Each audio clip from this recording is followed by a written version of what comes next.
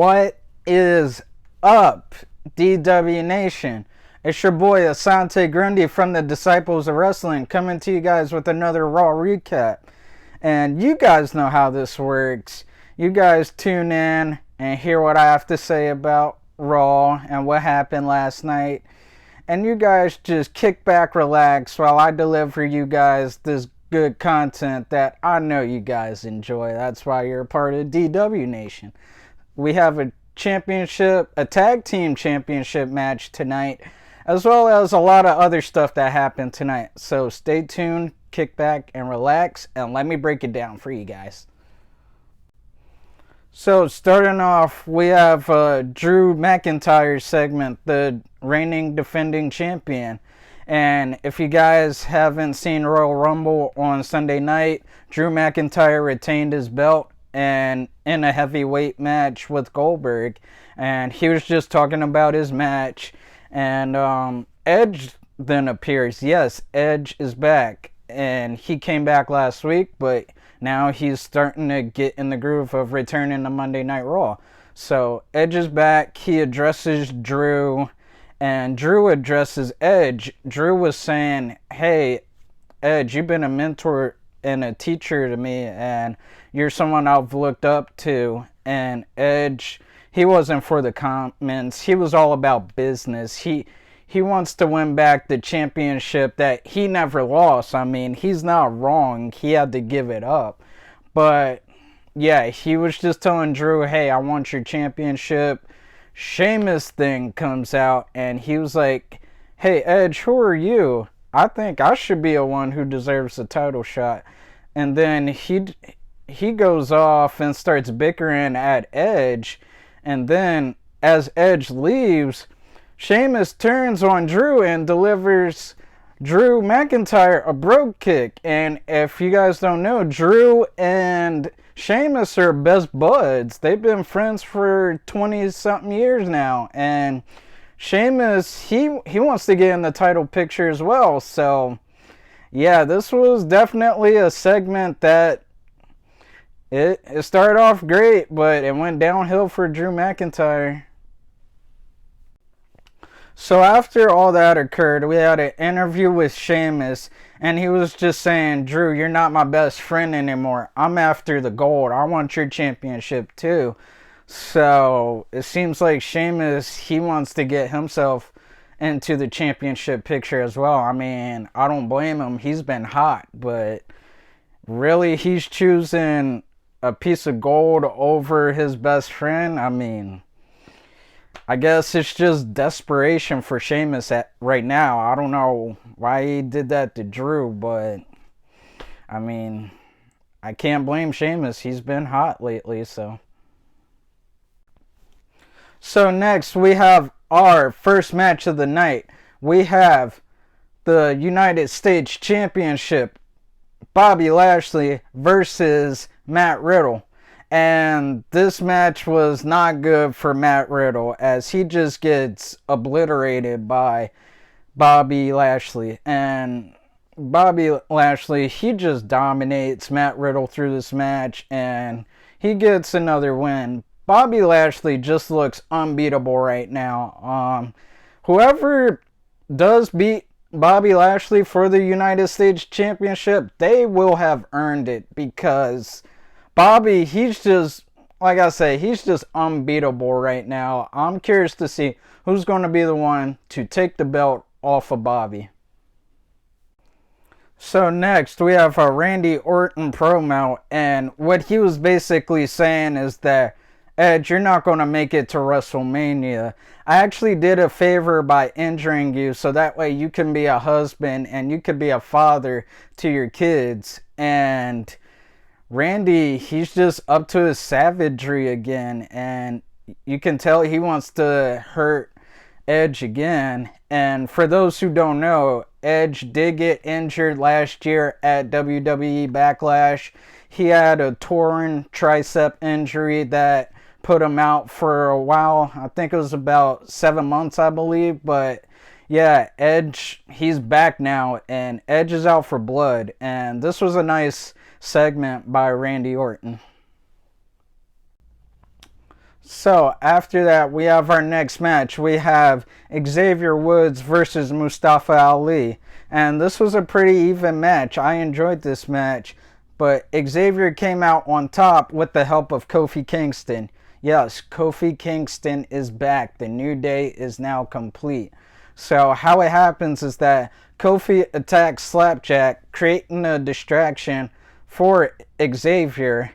As Xavier was watching, Mustafa Ali goes for the roll-up win, but Xavier reverses that and he gets Mustafa in a roll-up as well. But Mustafa takes the loss on this one and Xavier gets the win by roll-up. And it paid off for Xavier. The distraction almost backfired on him, but good job to Xavier for breaking out that roll-up. And another loss for Retribution. They need to start getting some wins. They have the intimidation factor, but as far as wins, they've been taking some L's lately. They really need to establish themselves as a dominant core, and so far they're not.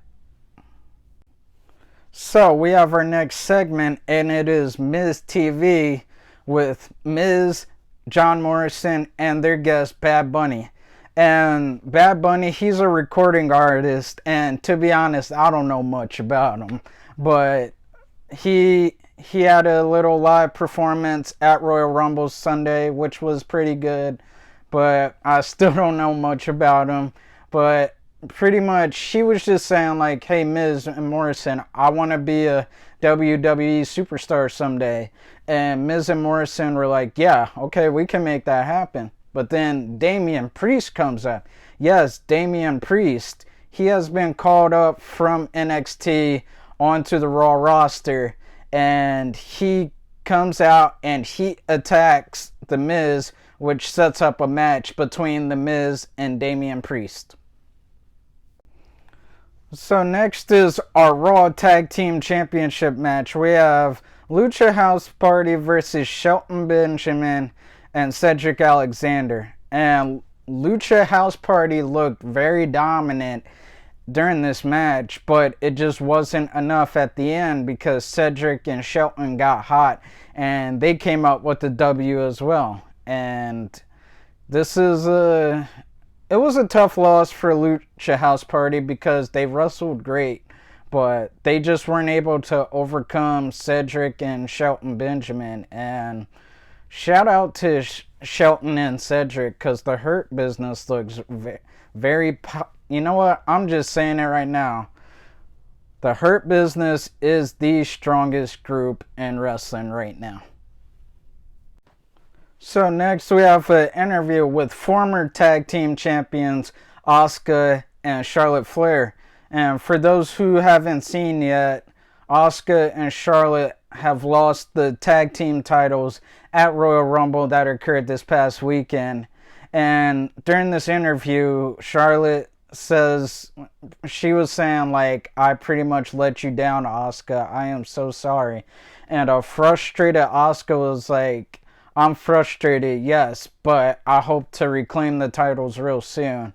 And pretty much we'll see what happens. I don't think those two are going to be a pair for not much longer, but it's WWE. You just never know what happens. So next, we have a triple threat tag team match between Mandy Rose, Dana Brooke, Naomi, Lana, and Asuka and Charlotte Flair. And whoever comes out on top will be the new contenders for the tag team championships won by Shayna Baszler and Nia Jax, the new tag team champions. So this was a solid match and I enjoyed this match. And Naomi and Lana come out on top. And how it happens is that Charlotte had all the momentum. Seems like she was going for a finisher. But Lacey Evans and Ric Flair come out to distract Charlotte Flair.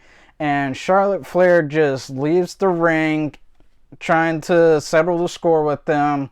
But Asuka, she's confused, like, hey, where are you doing? Where are you going?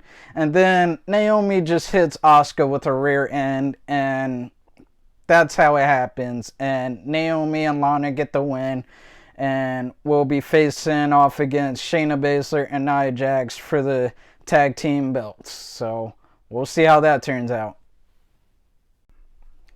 So next we have an interview with Charlie Caruso and the WWE champion Drew McIntyre. And you could just see the hurt and just the distraught on Drew McIntyre's face as he was just heartbroken by his best friend Sheamus. And he mentions and says that, Sheamus, are you willing to throw this friendship away for my title? Like, okay then, so be it. So pretty soon we're going to see a championship match between Sheamus and Drew McIntyre. And I have to give props to Sheamus. He did what he had to do to get this championship opportunity. So big props to him. So next we have another tag team match. We have Jackson Ryker and Elias versus Jeff Hardy and Carlito. And this was a pretty solid match. I enjoyed this match as well. And how this all happens is that Carlito hits a backstabber on Jackson Ryker. And as Carlito was about to go for the finish, he actually tags in Jeff Hardy. And Ryker's still on the mat. He's still down on the ground on the mat. But Jeff Hardy, he goes for the Swanton Bomb, and he finishes off Jackson Ryker for the win. And this was good for Jeff Hardy because Jackson Ryker been beating the brakes off of Jeff Hardy lately. And Jeff has needed some sort of win to get his confidence and his momentum back up. So getting a win with the help of Carlito has definitely made Jeff Hardy, his momentum just boosts. So good job to Carlito and Jeff Hardy. So after that we have a really good promo by Edge, and Edge has been kicking some fire promos lately, and he just talks about Randy Orton saying like he's the black cloud over his head, and Randy is in Edge's way of what Edge wants to accomplish, which is get back the WWE Championship that he says he never lost, which he's not wrong. When he retired, he was at the top of the world. So I don't blame Edge for being hungry, trying to get back what's his, talking about the championship. But Randy Orton is in his way, and this sets up for a match between Randy Orton and Edge, which I will get to very soon. So next we have our next match of the night. We have Alexa Bliss versus Nikki Cross. And this was a pretty even match and a battle between former best friends. So what happens is that they both get some even shots in. Looks like Nikki's going to win at one point, then it looks like Alexa's going to win. But then during the middle of the match, Alexa Bliss transforms back into her goddess form, which Nikki knows Alexa best. And Nikki is not fooled by it. So then Alexa, she transforms back into her dark form, controlled by the Fiend. And we just see Alexa Bliss deliver a Sister Abigail to Nikki Cross. And Alexa Bliss gets the win. And Alexa Bliss is at it again with another impressive character work. Every week she brings it, and she does it again. But as the match ended, as Randy Orton was making his way to the ring, we see Alexa just stare down Randy Orton, and Randy Orton doesn't even make eye contact with Alexa Bliss. So which I predict is a little foreshadow in the future. So now we are at our final match that occurred last night. The main event, we have the Viper, Randy Orton, versus the Rated R Superstar Edge. And this was the best match of the night. This match was a banger, as we have two veterans that just left it all out on the mat.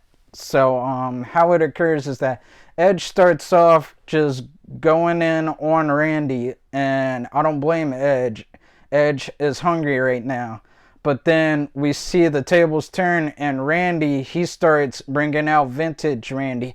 Randy is trying to hurt Edge throughout this match as he keeps attacking his ribs, and he's also targeting Edge's neck, which is Edge's weak point. So, as Randy was about to finish off Edge, we see Alexa Bliss appear in an illusion that Randy is having. So that throws Randy off, but then Edge comes off and gives Randy a spear. And Edge gets the win due to the illusion that Randy was having with Alexa Bliss. And it was just an incredible comeback by Edge, and he did his thing. And we're going to see Edge even more hungry as he makes this push for the main event at WrestleMania. I want to say thank you to everyone for watching, and just keep staying tuned for more Disciples of Wrestling content, as me, Kevin, and Jordan, we're doing our best to give you guys the best content possible.